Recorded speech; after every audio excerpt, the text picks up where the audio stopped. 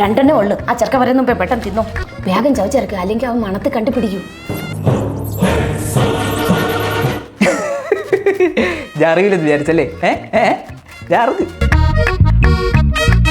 ഓണക്കോടി എടുക്കാൻ പൈസ ഇല്ല എന്ന് പറഞ്ഞ് ഇവക്ക് മാത്രം രഹസ്യമായിട്ട് പട്ടുപാവാട തയ്ക്കാൻ പറഞ്ഞല്ലേ? വിദ്വാമി എൻ്റെ തന്നുവിട്ടിട്ടുണ്ട്. ഞാൻ അറിയില്ലെന്ന് വിചാരിച്ചല്ലേ? അല്ല, എനിക്ക് ചായ ഇല്ലേ? മക്കളെ ചായ കൊണ്ടുവരണം. കടിക്കാനും പിടിക്കാനൊന്നും ഇല്ലേ? ഇന്നൊന്നും മേടിച്ചില്ലടാ.